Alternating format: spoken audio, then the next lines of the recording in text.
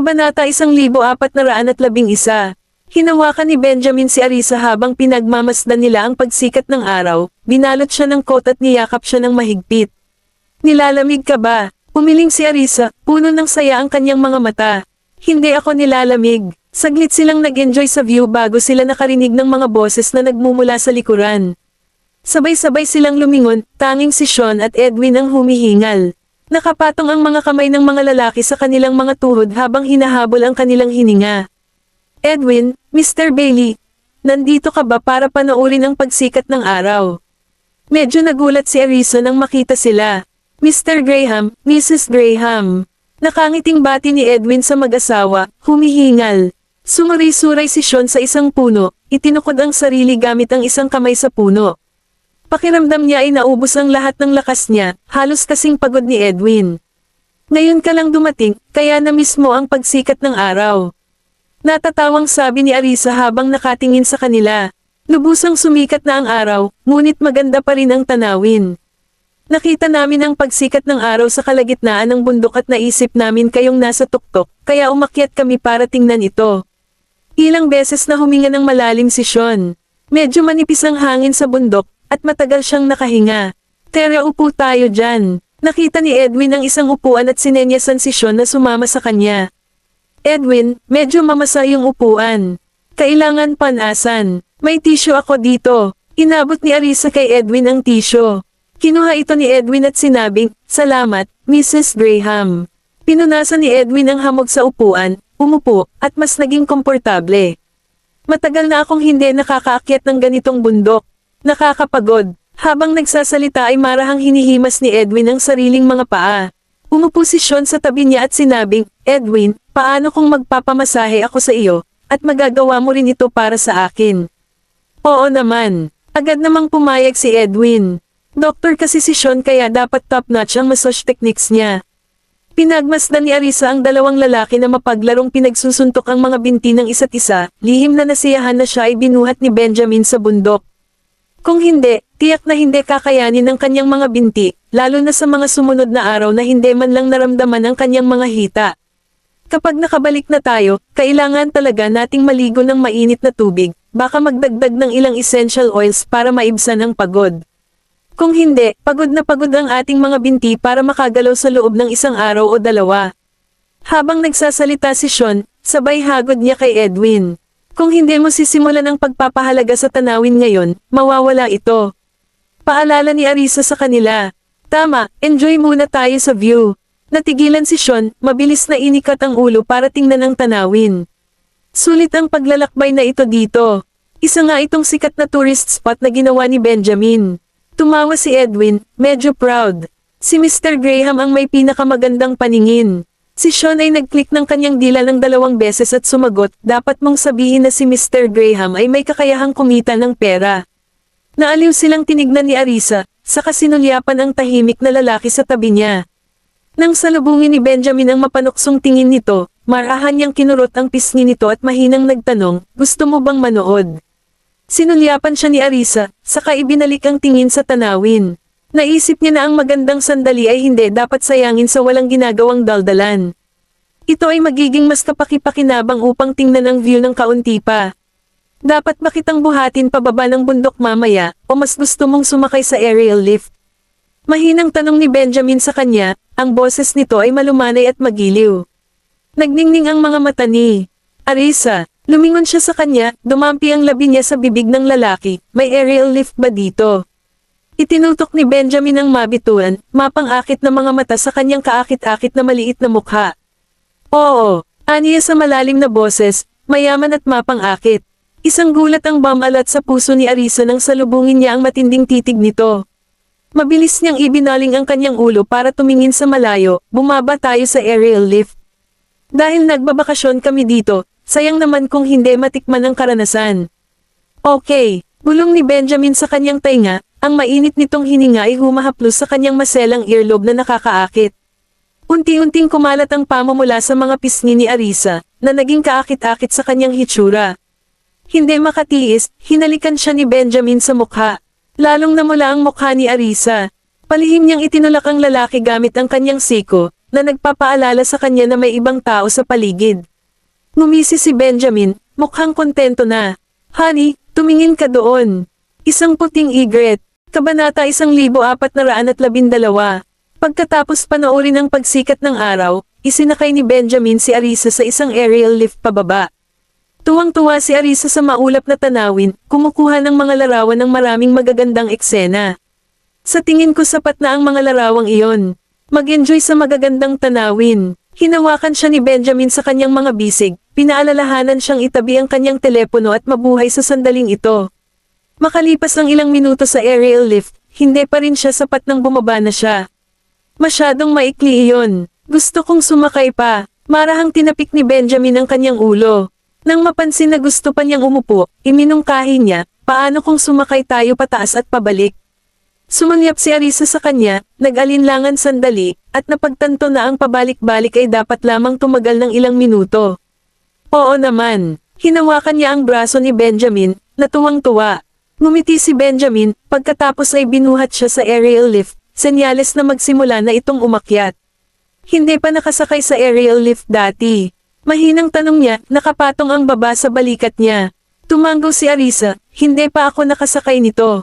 First time ko ito. Hinawakan siya ni Benjamin, tinutukso, enjoy it to the fullest. Kung hindi ka pa nakontento mamaya, sasamahan pa kita ng ilang rides. Ibinalik ni Arisa ang tingin sa kanya, saka muling ibinalik ang atensyon para ma-appreciate ang magagandang tanawin sa paligid. May ilang sandali ng pagbilis nang bigla niyang hinigpitan ang pagkakahawak sa kamay ni Benjamin. Natatakot, tanong ni Benjamin na malapit sa tenga ang boses. Medyo humigpit ang hawak niya sa kanya, magkadikit ang mga kamay nila. Hindi, umiling si Arisa. Instinctive reaction lang niya iyon. Marahang pinisil ni Benjamin ang kamay niya. Mabilis na lumipas ang ilang minuto, at nakarating na sila sa tuktok ng bundok. Papababa pa lang sina Sean at Edwin nang muli nilang makita ang mag-asawa. Natigilan sila. Bakit bumalik ulit kayong dalawa dito? Nagtatakang tanong ni Sean. Gusto ng asawa ko na sumakay ng ilang beses pa. Sinulyapan siya ni Benjamin bago ituloy si Arisa sa aerial lift pababa ng bundok. Nagpalitan ng tingin sina Sean at Edwin, sa pag-aakalang masyadong inispoil ng lalaking iyon ang kanyang asawa. Bumaba din tayo sa aerial lift. Tinulungan ni Sean si Edwin na sumakay sa isa pang aerial lift, sumunod sa likod ng grupo ni Benjamin pababa ng bundok. Inayos ng mga bodyguard ang kanilang mga gamit at sumakay sa aerial lift pababa ng bundok. Nang makarating sila sa lupa, binuhat ni Benjamin si Arisa palabas ng aerial lift, pagkatapos ay sumakay sila sa karwahe na hinihila ng kabayo pabalik sa hotel. Binuhat ni Benjamin si Arisa sa kwarto, inilapag sa kama bago pumasok sa banyo. Honey, sandali, maghahanda ako ng mainit na paligan para sa iyo. Bakit ako maliligo? Hindi naman talaga pinagpawisan si Arisa, at wala siyang ganang gumalaw ng ganito kaga. Pagkabalik nila mula sa bundok, pasado 7:00 pa lang. Medyo matagal na kaming nasa labas sa malamig na hangin, at makapalang hamog. Ang sarap maligo ng mainit para magpainit para hindi tayo sipon. Maririnig ang boses ni Benjamin mula sa banyo. Napangiti si Arisa, biniluan mo ako ng maiinit na damit, kaya hindi ako nakaramdam ng lamig. Mula sa tuktok ng bundok hanggang sa ibaba, hinawakan niya ito ng mahigpit sa kanyang mga braso. Kaya naman mukha lang niya ang tumambad sa lamig ng hangin sa gabi. Lumabas si Benjamin sa banyo at binuhat siya. Tara, maligo na tayo. Be a good girl. Tinitigan siya ni Arisa ng panay ang mga mata, sadyang sinabing, ayoko nang gumalaw. Tumingin si Benjamin sa kanya, kumikinang ang kanyang mga mata, sasamahan kita. Sinalubong ni Arisa ang umaasang tingin ng lalaki, namumula ang pisngi. Pagkatapos, mahina niyang sinabi, mas gusto ko talagang maligo mag-isa. Humalaklak si Benjamin. Sinusubukan mo bang tumakas pagkatapos mong ligawan ako? Hindi, hindi ako. Malakas na sagot ni Arisa, nanlalaki ang mga mata sa hindi makapaniwala. Ibinaba ni Benjamin ang kanyang ulo para suyuan ang kanyang ilong. Ang iyong malakas na boses ay nagpapakita na ikaw ay nagkasala. Inilibot ni Arisa ang kanyang mga mata. Pumasok si Benjamin sa banyo at diretsong binuhat siya sa bathtub. Bulalas ni Arisa, nako, basang-basa ang damit ko. Alisin mo na lang sila. Lumapit sa kanya si Benjamin. Gustong umiwas ni Arisa, ngunit nahawakan niya ang braso nito. Manahimik ka, mag-ingat na hindi mahulog. Namumula, mahinang sinabi ni Arisa, ako mismo ang gagawa. Tinitigan ng mabuti ni Benjamin ang namumula niyang mukha, nakangisi. Ano ba ang dapat ikahiya? Hindi naman sa hindi ko pa nakikita ang hubad mong katawan kanina. Umupo ka na lang. Ako na ang bahala sa'yo. Kabanata 1413. Pagkatapos maligo, si Arisa ay nakadama ng lubos na nakaka-relax, mainit, at komportable sa buong katawan. Siya ay kalahating nakasandal sa ulo ng kama, pinapanood si Benjamin sa telepono at nakikiramdam. Naramdaman ni Benjamin ang titig nito sa kanya, kaya napalingon siya sa kanya at sinalubong ang mga mata nito. Ngumisi siya ng magiliw. Let's leave it at that for now. Ipadala ang iyong plano sa aking email at huwag mo akong tawagan maliban kung ito ay isang bagay na mahalaga. Ibinaba ni Benjamin ang telepono, lumapit, at umupo sa gilid ng kama. Marahan niyang kinurot ng kamay ang mukha ni Arisa. Mahina niyang tinanong, gusto mo bang mag-almusal sa bahay o lumabas para kumain? Napatingin si Arisa sa kanya. Imbitahan sina Mr. Bailey at Edwin na sumama sa amin. Bahagyang kumunat ang noo ni Benjamin, hindi masyadong interesado sa ideya ng 2 taong iyon na nakakagambala sa kanila. Nag-clear throat siya, sila na mismo ang mag-aayos nito. Gusto kong kumain kasama ka. Sinalubong ni Arisa ang matalim niyang tingin at hindi niya maiwasang mapangiti. Sabay na tayong kumain, mas masigla yan. Sumulyap si Benjamin sa kanya, pakiramdam niya ay nawawalan na siya ng dapat gawin. Wala siyang choice kundi tawagan sina Sean at Edwin. Pagkatapos, hiniling niya sa service staff na maghatid ng almusal para sa 4. Umupo si Arisa, handa nang magpalit ng damit. Tumingin si Benjamin at nagtanong, saan ka pupunta? Magpapalit ako ng damit. Nakangiting sabi niya sabay turo sa wardrobe. Malapit nang dumating sina Sean at Edwin, at magiging impolite at awkward kung nakasuot pa siya ng robe. Marahan siyang idiniin ni Benjamin, kukunin ko ito para sa iyo. Maupo ka. Pinagmasdan siya ni Arisa na paalis upang ihanda ang mga damit, tunay na pakiramdam na siya ay naging layaw sa kanya. Nagpa siya siyang makipag-usap ng seryoso kay Sean mamaya. Kung hindi, hindi man lang siya papayag ang gumalaw ni Benjamin. Pagkatapos pumili ng mga damit, dinala ni Benjamin ang mga ito sa tabi ng kama, na naglalayong tulungan siyang magpalit. Gayunpaman, tumanggi si Arisa, iginiit na gawin ito sa kanyang sarili. Magpalit ka na rin ng damit. Malapit na silang dumating. Paalala ni Arisa habang nakasuot pa rin ng robe si Benjamin. Sige, tumanggaw si Benjamin, tumalikod upang kunin ang kanyang mga damit sa wardrobe. Nang matapos silang magpalit ng damit, tumunog ang doorbell. Sinabi ni Benjamin kay Arisa, kukunin ko ang pinto, huwag kang gumalaw. Hindi nakaimik si Arisa. Lumabas si Benjamin sa kanyang kwarto, dumaan sa sala, at nagpunta upang buksan ang pinto. Talagang nasa labas si Sean kausap si Edwin na may hawak na plato ng mga prutas at merienda. Pumasok ka. Tumalikod si Benjamin at pumasok sa kwarto. Sinenyasan ang 2 lalaki na maupo sa sala. Pagkatapos, pinuntahan niya si Arisa palabas. Benjamin, nag-order ka na ba ng almusal? Tanong ni Sean. Kung hindi pa nagutos si Benjamin, gagawin na niya. Naka-order na. Sagot ni Benjamin, bumalik sa kwarto para buhatin si Arisa palabas.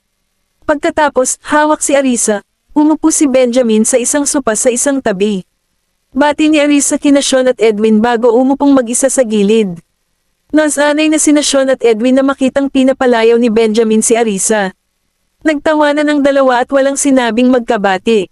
Mrs. Graham, gutom ka na ba? Pwede ko muna kayong ipagtimpla ng gatas. Ipinahayag ni Edwin ang kanyang pag-aalala para kay Arisa, na nag-aalala na baka ito ay nagugutom. Hindi na kailangan. Gusto kong makatipid ng silid para sa almusal. Tumawa si Arisa. Hindi siya partikular na mahilig uminom ng gatas. Mas mabuting uminom ka muna at magmerienda. Ang almusal ay magtatagal ng kaunting oras upang maghanda. Inalo siya ni Benjamin, sinenyasan si Edwin na magdala ng isang tasa ng mainit na gatas. Mabilis na bumangon si Edwin para maghanda.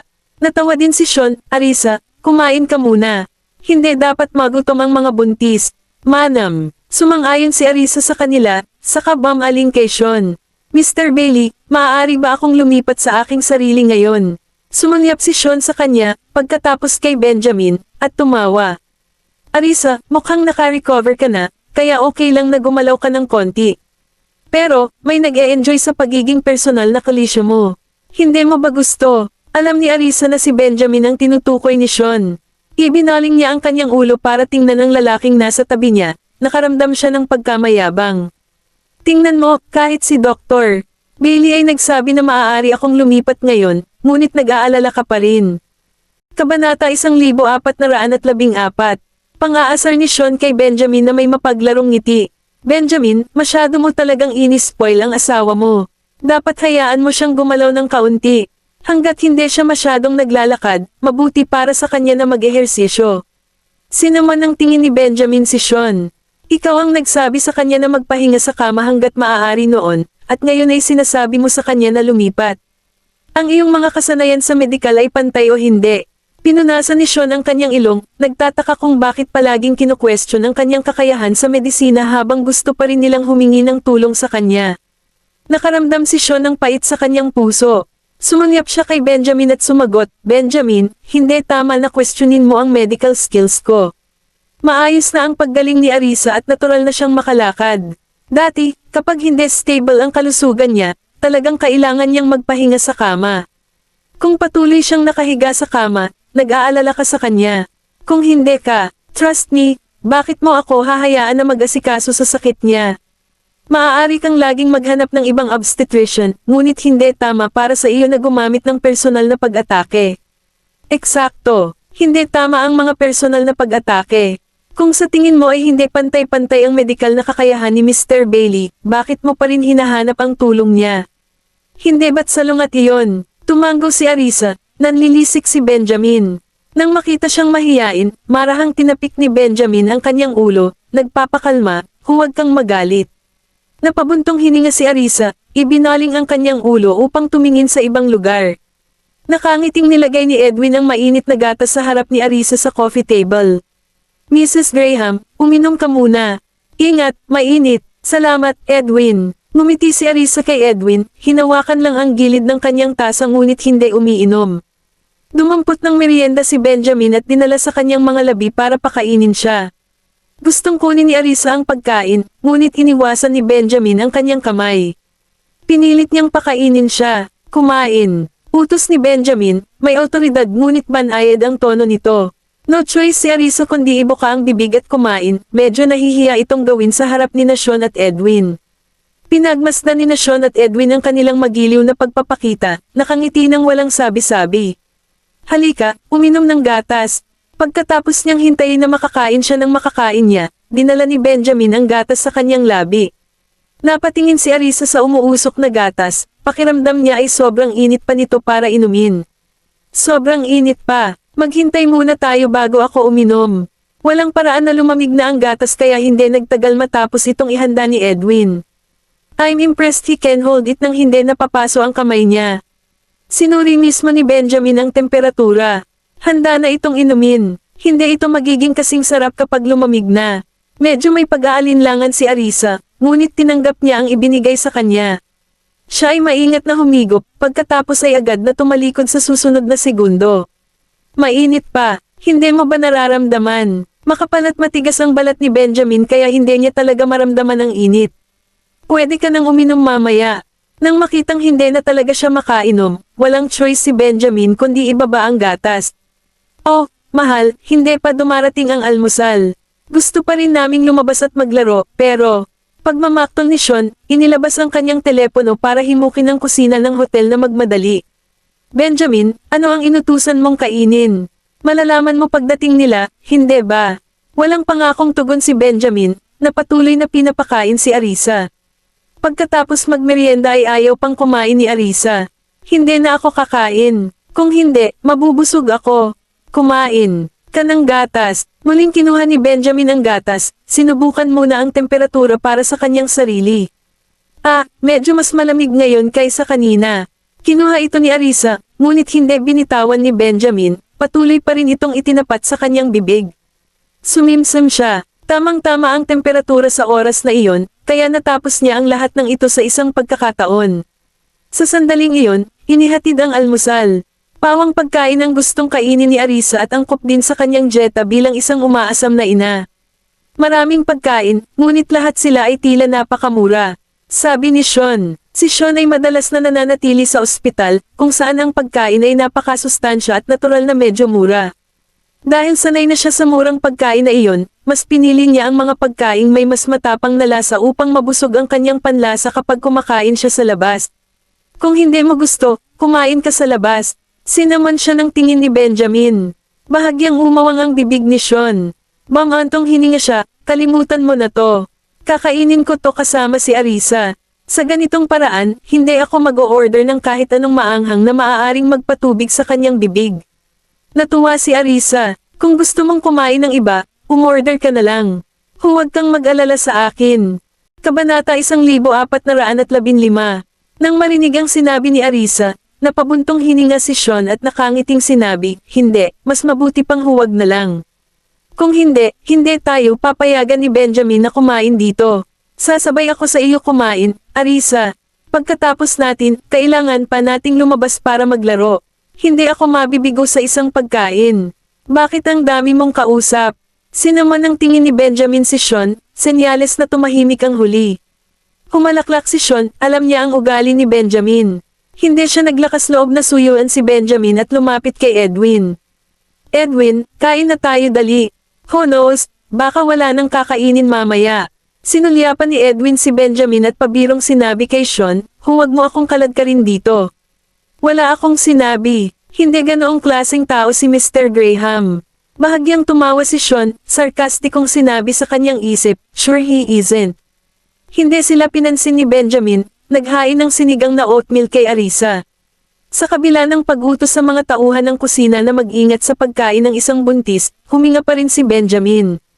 Gusto niyang masigurong maayos ang sinigang bago pakainin si Arisa. Bakit mo sinisinghot? Pang-asar ni Arisa sa kanya. Panay ang tingin ni Benjamin sa kanya, pinalipad ang singaw. Natatakot ako na baka madagdagan pa nila ito. Biglang napagtanto ni Arisa na medyo maganda ang kanyang gana kamakailan at walang morning sickness. Hindi naman sa hindi ako makakain ng mga ito palagi basta hindi ako nasusuka, kakainin ko. Tama si Arisa, paulit-ulit ang mga sintomas ng pagbubuntis na nararanasan ng isang babae. Kapag nalampasan na niya ang yugtong iyon, magiging katulad na lang natin ang mga normal na tao. Benjamin, hindi mo kailangang maging maingat. Hanggat hindi ito maaaring kainin ng mga buntis, payagan ang iyong asawa na kumain ng kahit anong gusto niya. Paliwanag ni Sean kay Benjamin habang kumakain. Sumulyap si Benjamin sa kanya, walang sinabi, at pinagpatuloy ang pagtutok sa pagpapakain kay Arisa ng kanyang lugaw. Ako na mismo ang gagawa. Bilasan mo na rin kumain. Hindi magiging masarap ang pagkain kapag lumamig na. Gustong kunin ni Arisa ang mangkok. Medyo nakakahiyang magpa-spoon-fed sa harap ni Sean at Edwin. Mainit pa, pakainin kita. Hinay pa ni Benjamin ang mainit na pagkain, pinapakain ang kanyang kagat sa bawat kagat. Masarap ba? Tumanggaw si Arisa. Masarap. Na may bahagyang ngiti, ipinagpatuloy ni Benjamin ang pagpapakain sa kanya hanggang sa maubos niya ang isang mangkok. Noon lamang niya ito hinayaan na siya mismo ang gumawa nito. Gayunpaman, paminsan-minsan ay tinatrato nila ang kanilang sarili sa iba pang mga pagkaing pang-almusal. Nagkukumpulan silang apat sa maliit na mesa, labis na nagsasaya sa kanilang pagkain. Pagkatapos nilang mag-almusal at magpahinga sandali, pinangunahan sila ni Benjamin na tuklasin ang mga magagandang lugar na hindi pa nila nabisita noong nakaraang araw. Nagpunta sila sa parke ng kagubatan hanggang sa wetland park at nakarating sa talon. Lahat sila ay magagandang tanawin. Sa araw na iyon, walang kapantay na kasiyahan at saya ang naramdaman ni Arisa sa kanyang puso. Naghanda sila ng kanilang tanghalian ng hotel at inihatid sa kanila para sa isang picnic na hindi kapani-pani walang kaaya-aya. Nang makitang hindi pagod si Arisa, buong araw silang naglilibang. Pagsapit ng gabi, ni-enjoy pa nila ang paglubog ng araw sa lawa bago umuwi. Siguro kung kailan uuwi si Gavin at ang iba pa. Umupo si Arisa sa kama, pinapanood si Benjamin na nag-iimpake ng kanyang mga bag, hindi siya pinapayagang tumulong. Isang oras na lang andito na sila. Nag-text sa akin si Ethan bago sumakay ng eroplano. Sinulyapan siya ni Benjamin habang nagsasalita. Tumanggaw si Arisa. Bumalik tayo at hintayin natin sila. Miss ko na ang mga bata pagkatapos ng ilang araw na hindi sila nakikita. Pagkatapos ng ilang pag-iisip, napagpasyahan ni Arisa na ang pagbabalik ng direkta ay isang pag-aaksaya ng oras at ang paghahanda ng pagkain ay magiging napakahirap. Kaya naman, tinalakay niya ito kay Benjamin. Honey, dapat ba nating hilingin sa hotel na maghanda ng pagkain na may uuwi natin? Medyo pagod na ang lahat. Ang hirap maghanda ng pagkain pagbalik natin. We have enough time. We can make it when we get back. Kung hihilingin natin sa hotel na ihanda ito ngayon, kailangan pa nating maghintay ng ilang sandali. Mamaya pa ito pagdating natin, inilagay ni Benjamin sa malita ang mga nakatuping damit. Nagugutom ka ba ngayon? Hindi pa ako gutom. Sinundan siya ng tingin ni Arisa habang gumagalaw. Tumingin si Benjamin sa paligid kung may naiwan. Tinawag ni Benjamin ang kanyang bodyguard para pumasok at kunin ang mga bagahe. Saka lang niya binuhat si Arisa palabas. Sige, uwi na tayo. Kabanata 1416. Kalalabas pa lang ng mag-asawa sa pinto nang lumapit sina Edwin at Sean. Mr. Graham, handa na kami.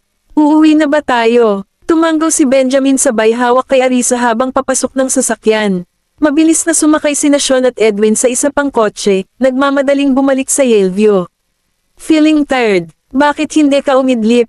Gigisingan kita pag uwi natin. Nang makitang medyo inaantok si Arisa, marahang tinapik ni Benjamin ang kanyang ulo. Tumalikod si Arisa at niyakap siya, nakasandal sa kanyang mga bisig. Dapat matulog ka na rin. Hindi sila nagpapahinga ng tanghali, kaya pagkatapos ng isang araw na paglalaro, medyo pagod pa rin sila. Sige, niyakap siya ni Benjamin, kinuha ang kumot at itinakip sa kanya bago tuluyang pumikit para magpahinga. Pagdating nila sa bahay, tulog pa rin si Arisa.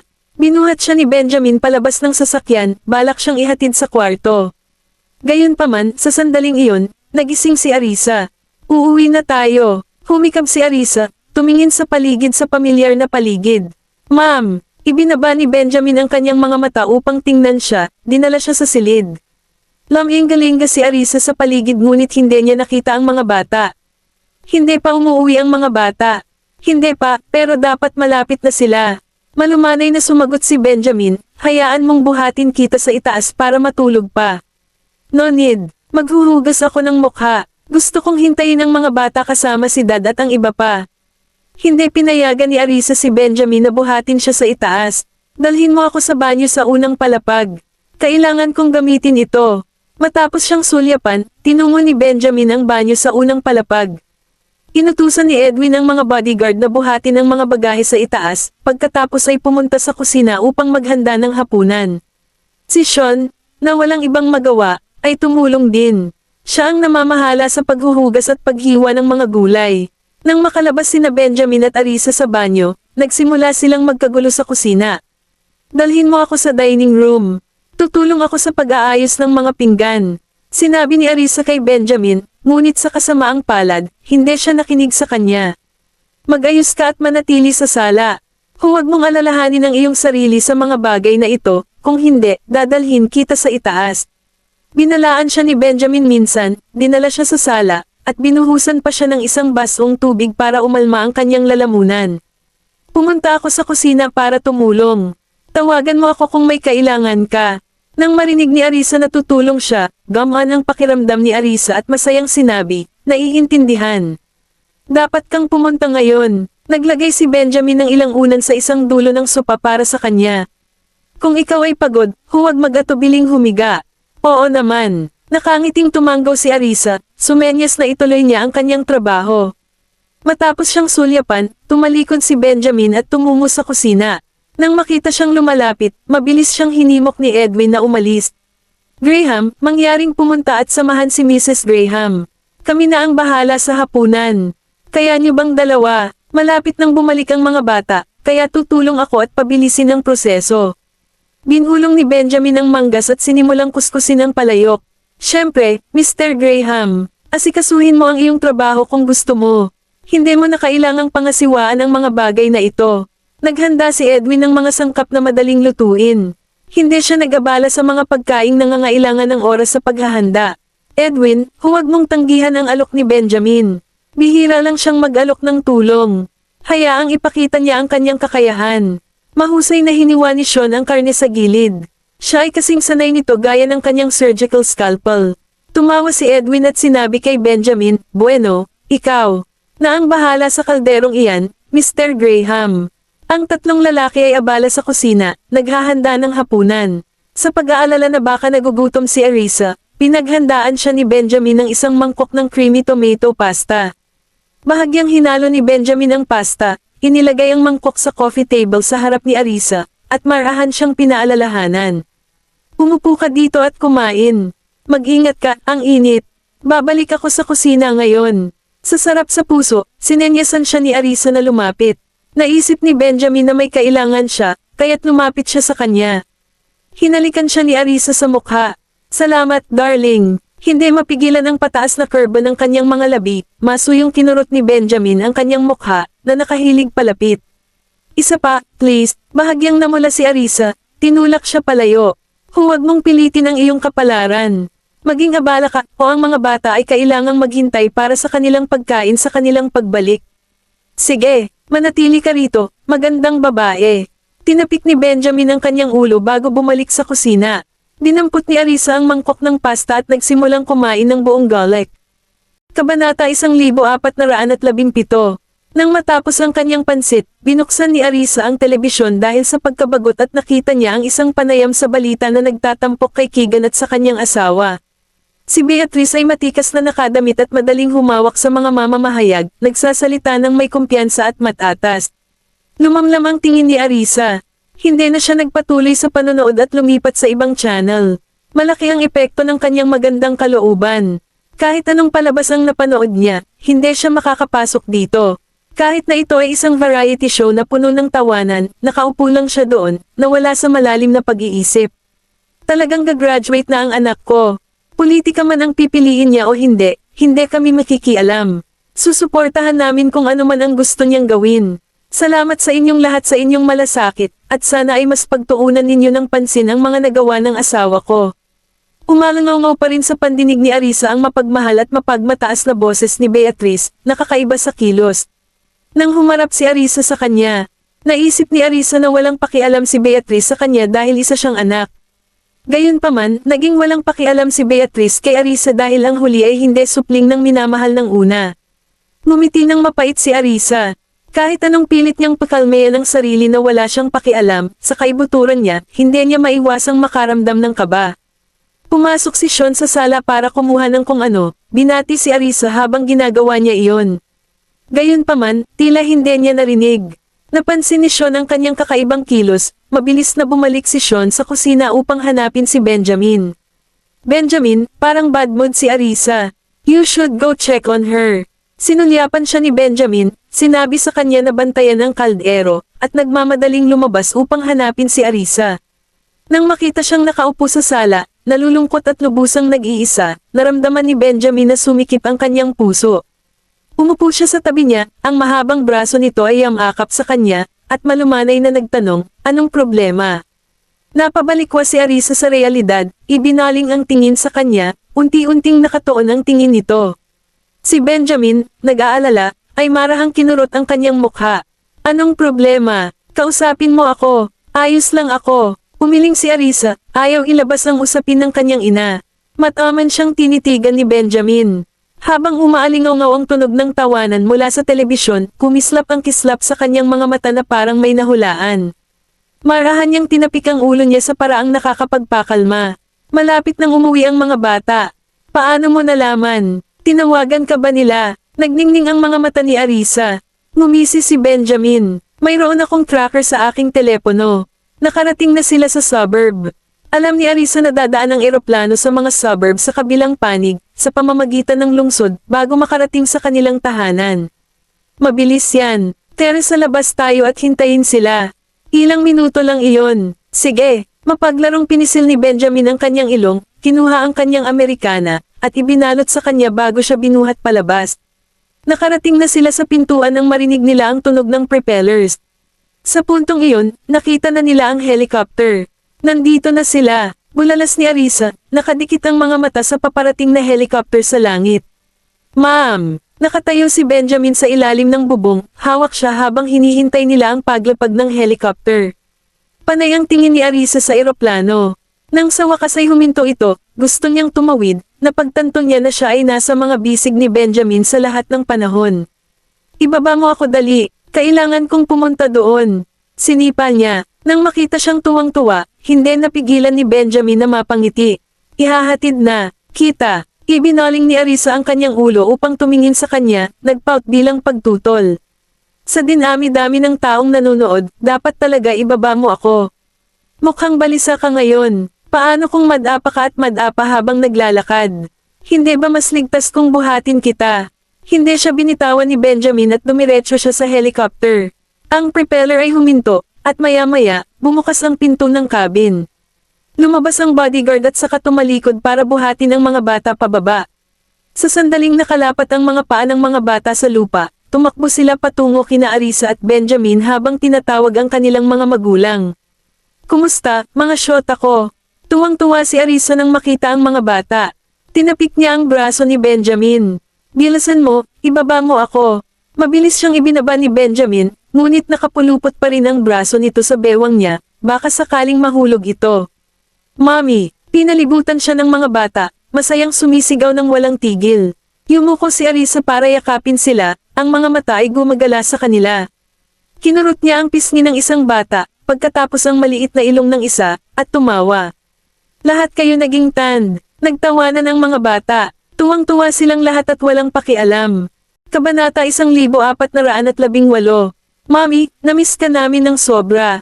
Sabi ni Jasper sabay yakap sa hita ng ina. Ang kanyang boses ay malambot at matamis, lubos na kaibig-ibig. Naaliw si Arisa habang pinipisil ang ilong. Kung miss na miss mo na ako, bakit hindi mo ako tinawagan? Sinungaling ka. Talagang nami-miss kita mula sa kaibuturan ng aking puso. Tinapik-tapik ni Jasper ang dibdib niya habang sinasabi iyon. Ibinuka rin ni Jasper ang kanyang maliit na bibig, inihayag ang maliliit na usbong ng kanyang dalawang ngipin sa harapan na lumitaw sa nakalipas na 2 araw. Mommy, niloloko ka ni Jasper. Halos ayaw na niyang bumalik, sabi ng isa sa mga bata. Tinapik ni Arisa ang ulo ng maliit na bata at nakangiting sumagot. Kung ayaw niyang bumalik, hayaan mo siyang manatili doon mag-isa. Hindi naman kasi ako lang ang gustong manatili doon. Sagot ni Jasper. Inaasar ni Oliver at Zachary si Jasper. Sinabi naming lahat na dapat kang magsaya bago bumalik, ngunit hindi ka nakinig. Gusto ko na rin umuwi. Pagmamaktol ni Jasper. Nakangiting tumingin sina Gavin at Tim kay Arisa. Mommy, kailan kayo bumalik ni Daddy? Halos 1 oras na kaming nakabalik bago kayo. Magiliw na niyakap ni Arisa ang kanyang 6 na anak. Napansin niya na bumaba na rin sa helicopter sina Darius, Mary, Bradley, Ethan, at Jack. Tatay, Lola, bati ni Arisa habang papalapit sa dalawa, sumunod naman si Benjamin sa likod niya. Nakasuporta pa rin ang braso nito sa bewang nito, at sumama kay Arisa sa pagbati kina Darius at Mary. Bumalik ka at magpahinga ka muna. Iminuwestro ni Benjamin si Ethan at ang iba pa na isama sina Darius at Mary sa loob para magpahinga. Ang lahat ay nagsisiksikan sa bahay, kasama ang mga bata na tumatakbo kasama ang mga matatanda. Isang masayang kapaligiran ang nanirahan sa gusali. Matapos iligpit ang mga bagahe, tumulong lahat sina Ethan, Bradley, at Jack sa kusina. Gusto ring tumulong ni Mary sa kusina, ngunit pinigilan siya ni Arisa. Mary, hayaan mo na sila. Marami na ang mga tao. Dapat kang magpahinga ng mabuti. Samantala, sabihin sa akin ang tungkol sa mga kagiliw-giliw na bagay na nangyari sa nakalipas na 2 araw. Sabi ni Arisa. Nang marinig iyon, humagalpak ng tawa si Darius. Ang bayan ni Mary ay napakasayang lugar. Kung hindi dahil kay Gavin at sa iba pa na kailangang bumalik sa paaralan, gusto kong manatili doon ng ilang araw. Marahang niyugyug ni Jasper ang braso ni Arisa. Mami, makinig ka, kahit si Lolo ayaw bumalik. Hindi lang ako. Bahagyang natawa si Arisa. Pagkatapos ay nagtanong, saan kayo nagpunta para magsaya? Si Darius, Mary, at ang mga bata ay nagsimulang makipag-chat kay Arisa tungkol sa mga masasayang nangyari sa Rutisia Village. Umupo si Arisa sa isang tabi, nakikinig ng buong interes. Nang dumating si Benjamin para tawagan sila para sa hapunan, hindi pa tapos ang lahat sa pagbabahagi ng kanilang mga sandali. Kumain muna tayo, pagkatapos ay ituloy natin. Ipinatawag ni Arisa sina Darius at Mary at hinimok din ang mga bata na maghugas ng kamay ng mabilis. Oras na para kumain. Masayang tumakbo ang mga bata para maghugas ng kamay. Lahat sila ay tila medyo mortan, mukhang mas malusog. Ihahatid na kita. Yumuko si Benjamin para buhatin si Arisa, kasunod sina Darius at Mary patungo sa silid kainan. Inakay ni Sean si Ethan at ang iba pa na ihain ang mga pinggan at ilagay ang mga kubyertos sa mesa. Nang makita nila ang grupo na papasok sa dining room, mainit nilang inanyayahan ang grupo na maupo. Nagtakbuhan din ang mga bata doon pagkatapos maghugas ng kamay. Nagliwanag ang kanilang mga mukha sa tuwa nang makita ang isang mesa na puno ng masasarap na pagkain. Wow! Ang daming masasarap na pagkain! Hindi ka ba nakakain ng kahit anong masarap sa Rutisia Village? Pang-aasar ni Sean sa kanila. Of course we did. Napakaraming masasarap na pagkain. Gusto talaga kami ng mga tao doon. Marami silang ginagawang masasarap na ulam. Pagbalik namin, medyo marami na silang iniimpake na pagkain para sa amin. Mr. Hinton, saan mo nilagay? Bilisan mo ilabas mo para matikman ng nanay ko at ni Mr. Bailey. Sabi ng mga bata, sure, kukunin ko na agad. Nagmamadaling pumasok si Bradley para kunin ang pagkain. Lahat ng pagkain na ibinalik ay nakaimbak sa refrigerator. Ang mga ito ay kailangang pag-initin. Nasa akin na. Mabilis na pinainit ni Edwin ang pagkain. Naaamoy ko na ang aroma. Dapat masarap kahit walang init, di ba? Tumigilid si Sean at kumuha ng kapirasong karne bago ito isinubo sa kanyang bibig. Ma'am, iba itong karne sa karaniwan nating kinakain. Napakabango. Galing sila sa mga free-range na hayop, kaya dapat masarap. Natatawang sabi ni Ethan. Umupo ka at kumain. Tinawag sila ni Benjamin, naghahain ng pagkain kay Arisa. Bilisan nyo guys, kung hindi kayo dumating agad, uubusin natin lahat ng pagkain. Tawag ni Arisa sa mga taong nakapaligid pa rin kay Edwin sa kusina, nag-iinit ng mga pinggan. Pagkatapos ay lumingon siya upang kausapin sina Darius at Maria. Tay, Lola, kain muna tayo. Kabanata 1419. Here it comes, here it comes. Mabilis na lumabas sa kusina si Sean, bitbit ang bagong pinainit na maikling tadyang, at inilagay sa harap ni Arisa. Arisa, bilisan mo at subukan ito. Ang sarap talaga. Napatingin si Arisa sa sizzling sweet and sour short ribs.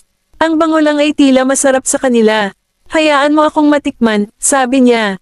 Mommy, ang sarap nito.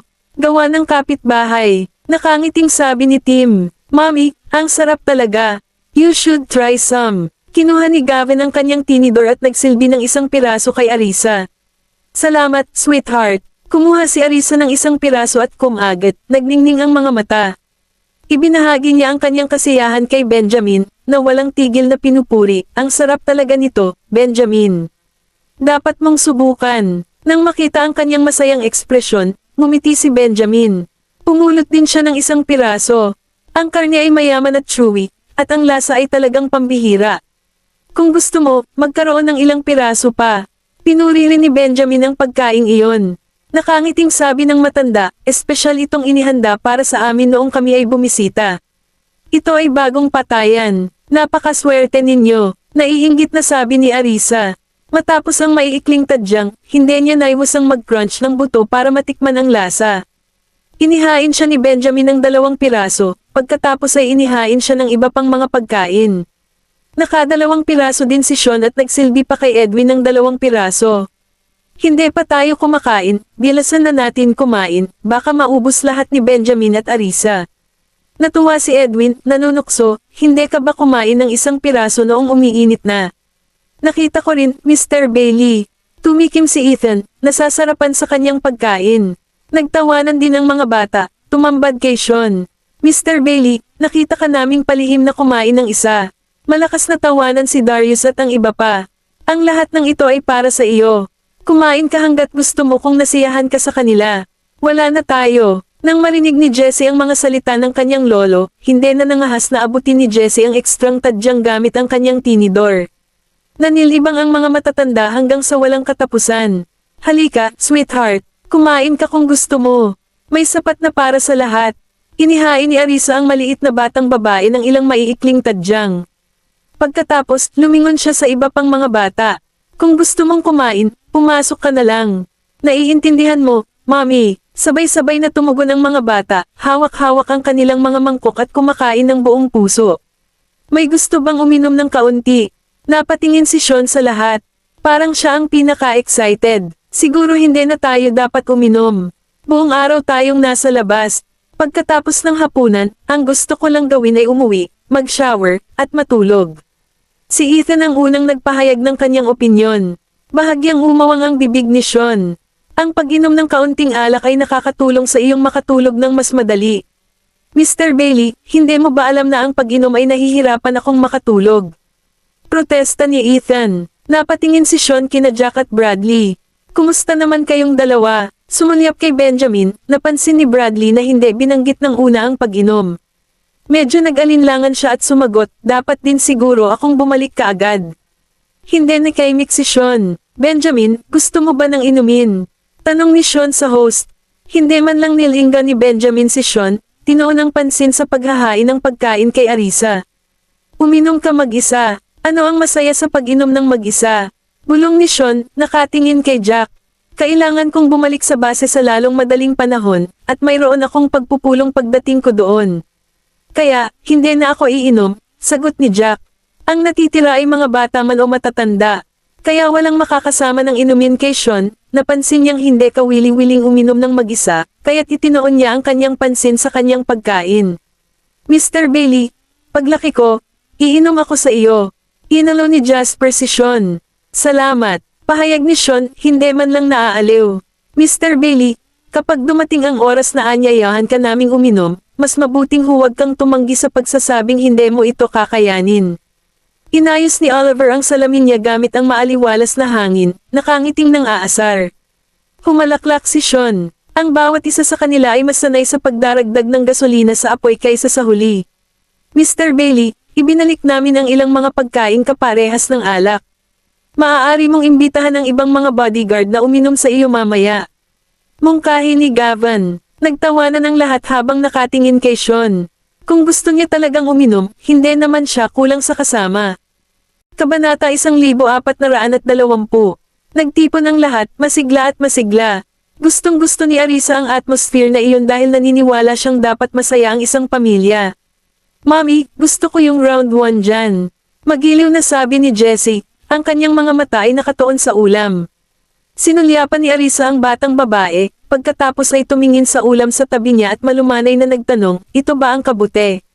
Masiglang tumanggaw ang batang babae, nanunubog ang kanyang bibig habang dinidilaan ang kanyang mga labi. Mommy, hindi ko maabot. Eto na, inihain ni Arisa ang kanyang anak ng ilang kabute. Napangiti siya nang makitang kumakain ang maliit na batang babae. Pagkatapos ay bumaling siya sa iba pang 5 anak. Sweethearts, gusto mo ba ng ilan sa mga mushroom na ito? Mommy, gusto ko. Inabot ni Jasper ang kanyang mangkok. Bilang tugon, agad itong kinuha ni Benjamin at pinagsilbihan ng bata. Ang iba ay hindi nangangailangan ng tulong. Parehong umiling sina Gavin at Tim. Sabi ni Zachary, Mommy, ihahain namin ang aming sarili kapag gusto naming kainin ito. Mommy, gusto kong kainin ang pusit sa tabi ng mga kabute. Itinaas ni Oliver ang kanyang baso, ang kanyang bibig ay puno ng pagkain, mukhang talagang kaibig-ibig. Hayaan mo akong kunin iyon para sa iyo. Pumulot na sana si Arisa ng pagkain gamit ang kanyang kutsara para sa bata, ngunit pinalo siya ni Benjamin. Inilagay na niya ang pagkain sa pana ng kanilang anak gamit ang mahahabang braso. Napatingin si Arisa sa kanya. Sabik na sabik siyang magpakitang gilas na hindi man lang niya ako binigyan ng pagkakataon. Focus sa pagkain. Inihain ni Benjamin kay Arisa ang mga pagkaing gusto niya, isang balanseng halo ng karne at gulay. Ngumiti si Arisa at bumulong sa kanya, kung gayon, siguraduhing ihain sa mga bata ang kanilang pagkain. Sige, tugon ni Benjamin, sabay tingin sa mga bata. Nang makitang wala sa kanila ang kumakain ng kanilang mga gulay, naghain siya ng ilan sa bawat isa sa kanila. Napatingin sa kanya ang mga bata na nakakunot ang noo. Kumain. Makapangyarihang utos ni Benjamin, na pinipigilan ang anumang pagtutol sa kanyang kahangahangang presensya. Ang mga bata ay nagpout, talagang ayaw kumain ng kanilang mga gulay, ngunit hindi sila nangahas na magrebelde. Tumingin din si Arisa sa kanila at hinimok, bilasan mo at kumain. Bawal ang mesla na pagkain. Walang choice ang mga bata kundi kainin ito, na ikinatuwa ng iba na nanunood. Noong nasa Rutesia Village kami, hindi rin sila masyadong mahilig kumain ng gulay. Humalaklak si Darius, mapaglarong nakikipag-usap kina Benjamin at Arisa tungkol sa mga bata. Paano mo hindi kakainin ang iyong mga gulay? Kung gusto mong tumangkad, dapat mong kainin ang lahat, payo ni Arisa sa mga bata. Ang mga bata ay masunuring tumugon, naiintindihan namin, Mommy. Mami, hindi na natin kailangang kumain ng gulay, pwede na tayong kumain ng prutas. Pareho silang masustansya. Inosenteng tiningnan ni Jessie ang kanyang ina. Si Arisa ay parehong nilibang at galit, ikiling ang kanyang ulo upang tingnan ang kanyang anak na babae. Totoo iyan, ngunit may ilang mga bagay na ang mga gulay lamang ang maaaring magbigay na hindi maibibigay ng mga prutas. Sa pamamagitan lamang ng pagkain ng iba't ibang pagkain makakamit natin ang balancing dieta.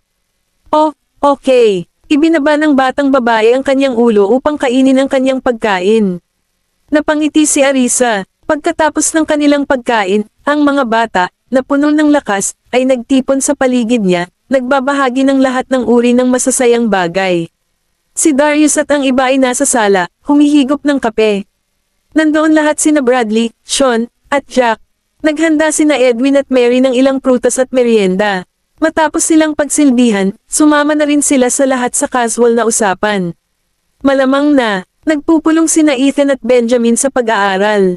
Umupo ang lahat ng isang oras bago umuwi si Bradley. Sweethearts, maligo ka na at magpahinga. Kailangan mong bumalik sa paaralan bukas. Paalala ni Arisa sa mga bata. Ilang oras din ang pagyakap sa kanya ng mga bata bago sila naligo. Dad, matulog ka rin ng maaga, pagod ka buong araw. Paalala rin ni Arisa kay Darius. Okay, sagot ni Darius na may kasamang tawa. Titingnan ko kung ano ang kalagayan ni Gavin at ng iba pa. Umakyat tayo at tingnan natin sila. Sabi ni Edwin kina Mary at Arisa bago sila umakyat sa taas para bantayan ang mga bata. Arisa, gusto mo na rin bang magpahinga?